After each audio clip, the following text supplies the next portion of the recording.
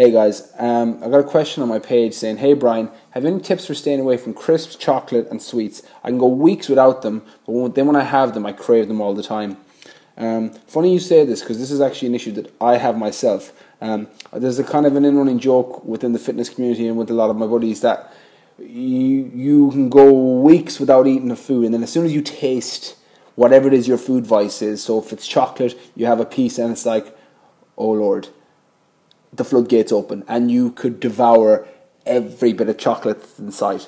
This does happen, and the fact that you're able to go a couple of weeks without eating these foods shows that it's probably not a trigger thing that I talked about in an earlier video about with the power of habit and how your brain forms routines and that you get cravings and things the same time of day. If the fact you're able to go a couple of weeks without that shows that your mind is obviously powerful enough to keep you on track.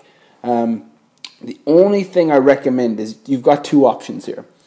One is find an alternative for your vice. So if you have, for example, for me, I have a massive sweet tooth. I would eat chocolate with every single meal if I could. It's my favorite cheat. It's one of my favorite foods. But obviously, you can't eat chocolate every day and maintain a really good physique and stay in really good condition. It just doesn't really work. There's not enough benefits in that food. It's not nutritionally viable enough to do that. So what I do is, instead of eating chocolate every day, I'll limit it to once, twice, maximum 3 times a week in off season. And then what I'll do is I'll have something that will go in place of it. So I have a really thick protein shake where I throw 2 scoops of cocoa, natural cocoa, on top of it. After I've had my shake, I get that chocolate serotonin dopamine release that chocolate gives you, because your brain gets the signal that, oh, I've had chocolate. Because you've got the cocoa, you've got a bit of the dairy from the protein shake, your brain thinks it's got chocolate. And it generally kills my craving. And I do this regularly throughout the week. Anytime I feel myself slipping where it's like, oh, I love some chocolate now.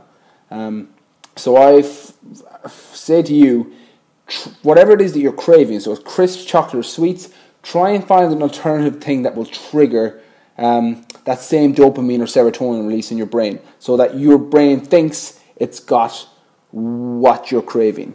The other thing you can do is kind of linked to what I just said, is don't completely deprive yourself of things. Like, once you deprive yourself of your favorite foods, whether it's chocolate, pizza, it doesn't matter what it is. Once you deprive yourself of it, you want it more. You tell anybody, you tell a 4-year-old kid they can't have a toy that's in the corner, what does that kid want?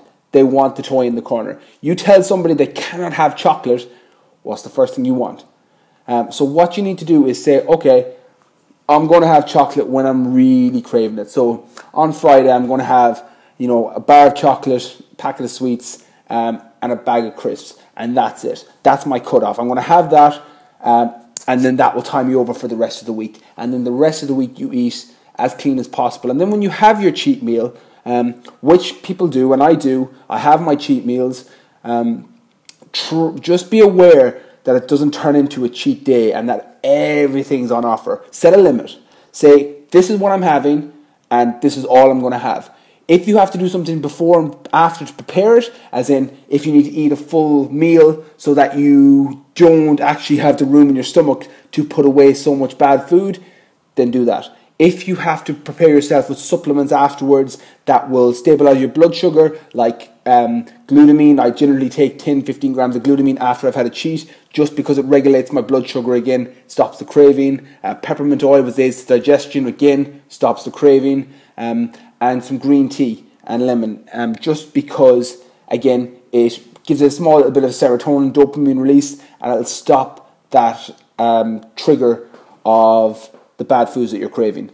So I hope that helps. If you've got any more questions, leave any comments down below. Like and share with anybody you think might find this useful, and I'll try and get back to you as soon as I can if you've got any questions.